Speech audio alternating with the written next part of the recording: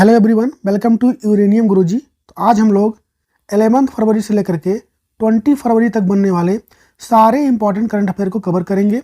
और अगर आपको इसका पीडीएफ चाहिए तो नीचे लिखे व्हाट्सअप नंबर पे आप व्हाट्सअप कर सकते हैं। चलिए स्टार्ट करते हैं आज का वीडियो। इसमें लगभग 50+ क्वेश्चन को हम लोग डिस्कस करेंगे डिटेल में। 58वें ज्ञानपीठ पुरस्कार के लिए हाल ही में किसे चुना गया है? तो ये दो लोगों को इस बार चुना गया है, एक तो गुलजार को और दूसरे जगत गुरु रामभद्राचार्य को। आंसर हो जाएगा इसका डी। ज्ञानपीठ पुरस्कार की अगर बात करेंगे हम लोग तो भारत का ये सबसे सर्वोच्च साहित्यिक पुरस्कार है और पुराना भी है, ठीक है, जो कि ज्ञानपीठ द्वारा दिया जाता है। 2023 में इसकी घोषणा हो गई है। ये इस बार 58 नंबर का होगा। इस बार इसको दो लोगों को दिया जा रहा है। उसमें कौन कौन है? तो गुलजार हैं जो कि उर्दू के मशहूर कवि हैं और संस्कृत के विद्वान हैं जगत गुरु रामभद्राचार्य जी। इनको दिखाई नहीं देता है, ठीक है, इन दोनों को मिल रहा है। अगर गीतकार गुलजार की बात करेंगे हम लोग तो 2002 में उनको साहित्यिक अकादमी पुरस्कार भी दिया गया, 2004 में पद्म भूषण भी उन्हें मिल चुका है और 2013 में दादा साहब फाल्के अवार्ड भी उन्हें मिल चुका है। अगर वहीं जगत गुरु रामभद्राचार्य की बात करें हम लोग तो वो जन्म से ही दृष्टिबाधित हैं और 100 से अधिक किताबें लिख चुके हैं। ये इंपॉर्टेंट बात है, दृष्टिबाधित होने के बाद भी उन्होंने 100 किताबें लिखी। यह पुरस्कार अगर पूछे कितनी भाषाओं में दिया जाता है तो 23 भाषाओं में। 22 भाषाएं तो वो है जो संविधान की 8वीं अनुसूची में है और एक इंग्लिश में दिया गया है। पहली बार ये कब दिया गया? तो 1965 में दिया गया था जी शंकर क्रूप, जो कि मलयालम भाषा के थे। और 2022 में किसको मिला? तो 57 नंबर का था दामोदर मौजो को मिला। 2021 में ये 56 नंबर का था नीलमणि फूकन को मिला और 23 में तो गुलजार और रामभद्राचार्य जी को मिला ही है। इसमें कुल 11 लाख रुपये दिए जाते हैं इनाम के तौर पर और अंग्रेजी में सिर्फ एक ही बार अभी तक ये दिया गया है 2018 में, जो कि 54 नंबर का था अमिताभ घोष को। और पहली महिला कौन थी इसको पाने वाली? तो 1976 में 12वां नंबर का जो था वो आशापूर्णा देवी को मिला था बंगाली के लिए, तो इसको भी ध्यान रखें। हाल ही में जारी फीफा रैंकिंग में भारत किस स्थान पर रहा है? तो भारत रहा है 117 प्लेस पर। और बात करेंगे फर्स्ट पोजीशन में कौन रहा है तो वो रहा है अर्जेंटीना। फीफा जो है फुटबॉल को रेगुलेट करता है। फॉर्मेशन इसका होता है 1904 में। हेडक्वार्टर मिलेगा स्विट्जरलैंड के ज्यूरिख में और इसके वर्तमान में प्रेसिडेंट कौन है? तो गियानी इन्फेंटो हैं।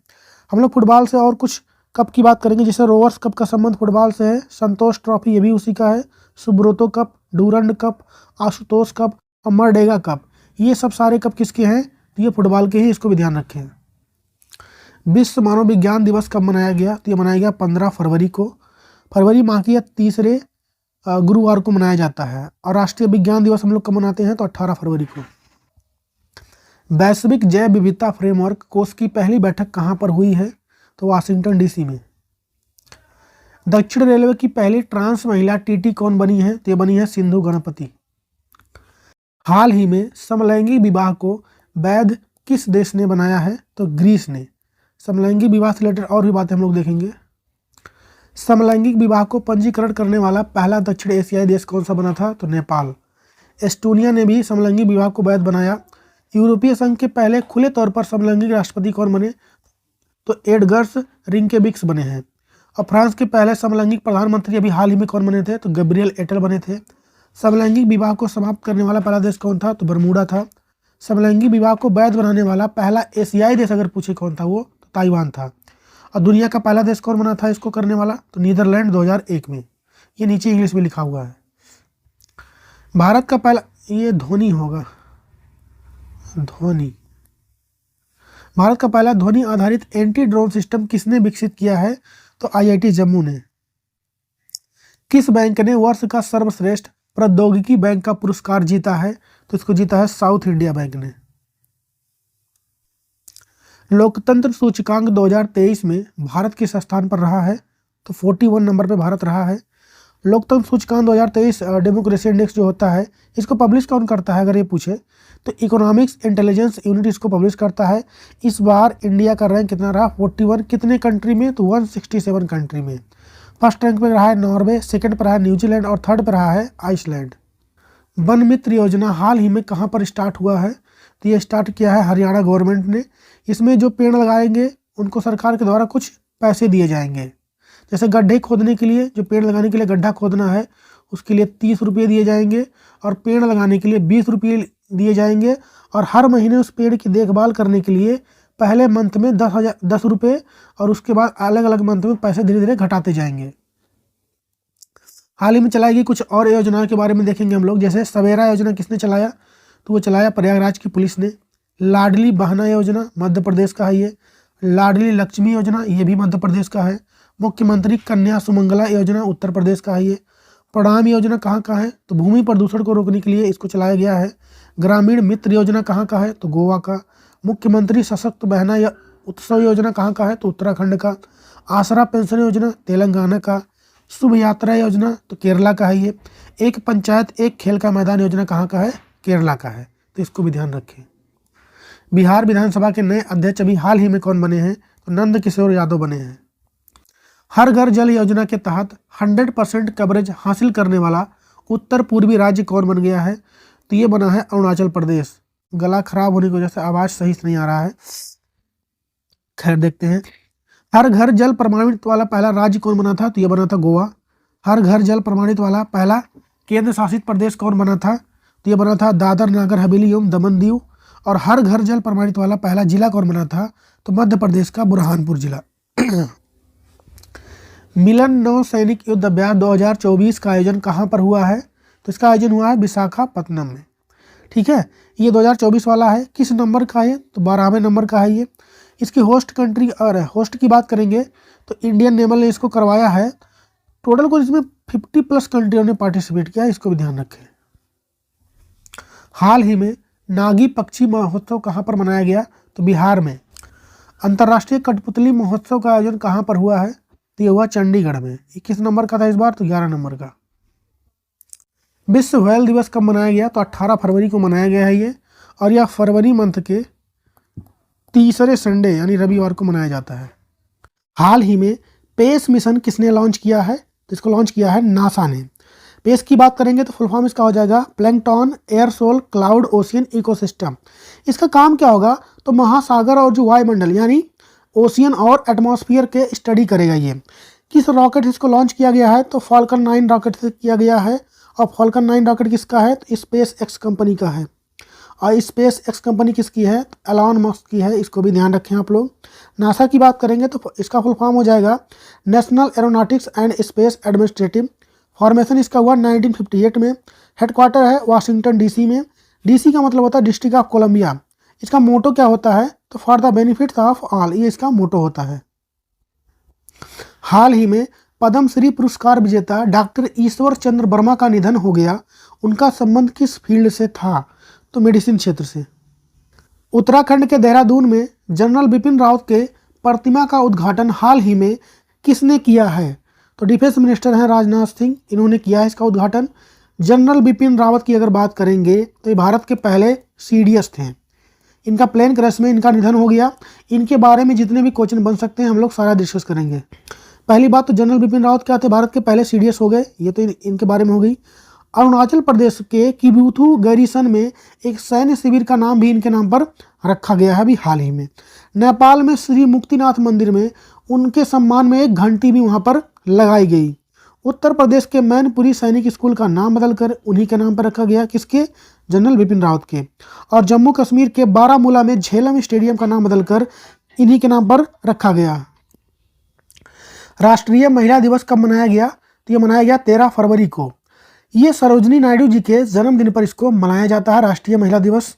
ठीक है, और सरोजिनी नायडू भारत की पहली महिला गवर्नर भी थी उत्तर प्रदेश की, इसको भी ध्यान रखें।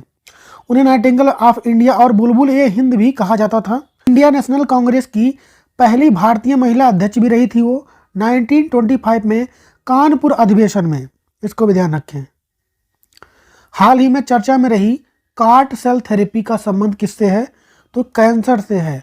कैंसर की स्टडी को हम लोग क्या बोलते हैं, तो उसे बोलते हैं ओन्कोलॉजी। क्या बोलते हैं, ओन्कोलॉजी।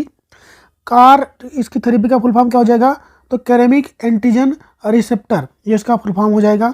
इसका उपयोग ल्यूकेमिया यानी ब्लड कैंसर में इलाज में होता है। हाल ही में आदि महोत्सव का उद्घाटन किसने किया है, तो द्रौपदी मुर्मू जी ने किया है। हाल ही में किस देश में भारत की UPI सेवा शुरू हुई है, तो ये 2 जगहों पे हुआ था, एक तो मॉरिशस में और दूसरा श्रीलंका में। आंसर हो जाएगा इसका D। यूपीआई का फुल फॉर्म होता है यूनिफाइड पेमेंट इंटरफेस। इसका फॉर्मेशन कब हुआ यूपीआई का? 2016 में। किसने बनाया इसको? तो एनपीसीआई ने इसको बनाया है। एनपीसीआई का मतलब होता है क्या? National Payment Corporation of India. हाल ही में दक्षिण भारत का पहला सांस्कृतिक केंद्र कहाँ पर स्थापित किया गया है? तो हैदराबाद में। टाटा डिजिटल के नए एमडी सीईओ कौन बने हैं? तो ये बने हैं नवीन तालियानी। पुरानी पेंशन स्कीम बहाल करने वाला उत्तर पूर्व का पहला राज्य कौन बन गया है? तो ये बना है सिक्किम।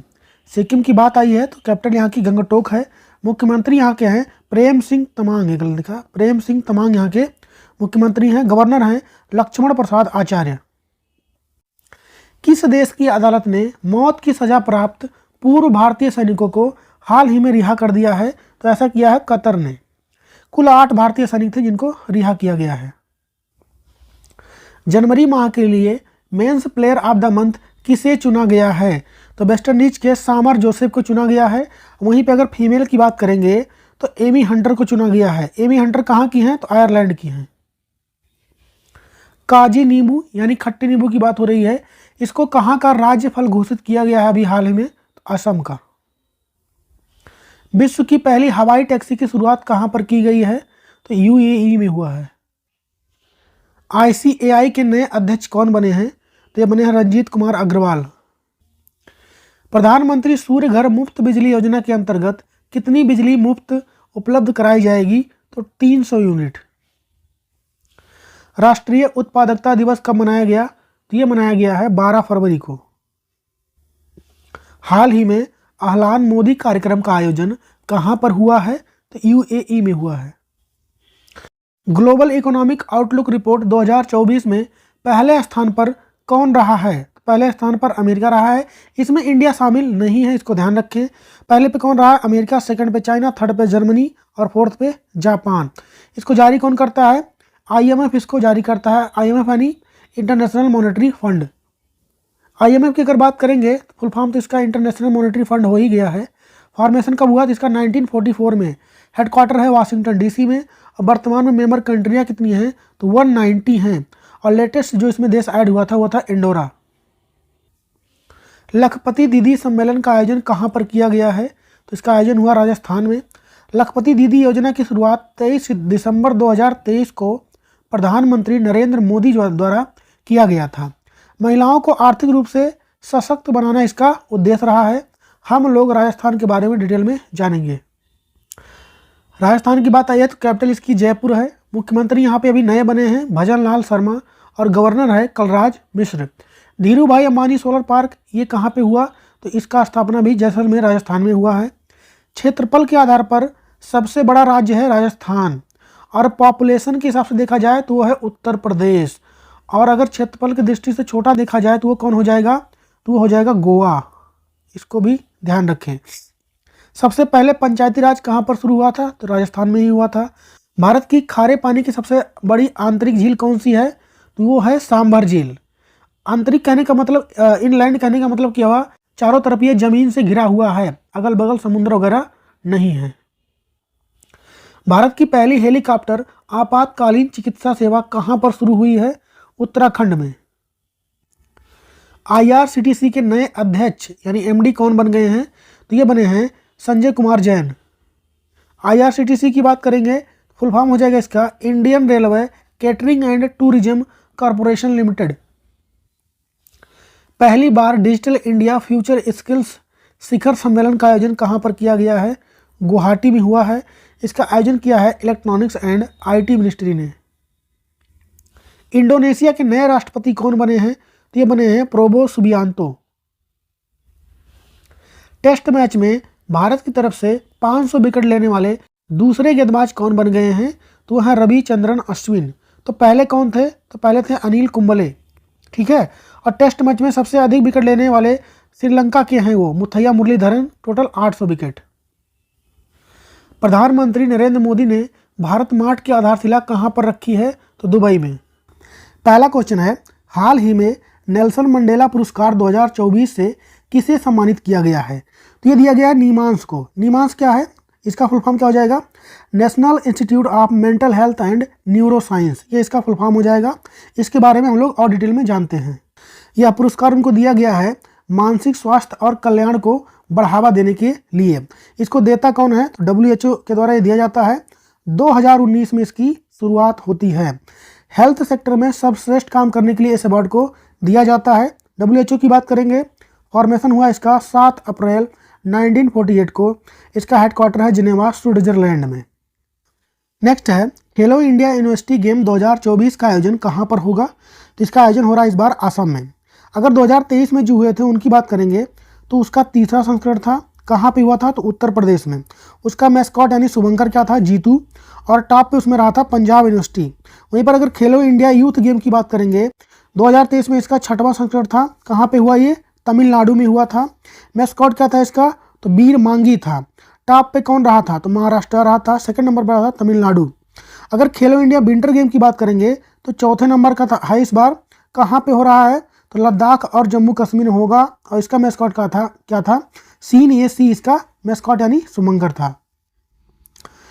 नेक्स्ट है राष्ट्रीय विज्ञान दिवस 2024 कब मनाया गया? तो ये तो मनाया जाता है 28 फरवरी को। इम्पॉर्टेंट क्या है इसका थीम?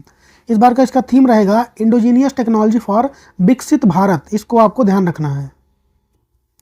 नामीबिया के नए राष्ट्रपति कौन बने हैं? तो ये बने हैं नांगोलो म्यूम्बा। यहाँ की कैपिटल क्या है नामीबिया की? तो वह है बिनधोयक। इसको भी ध्यान रखें।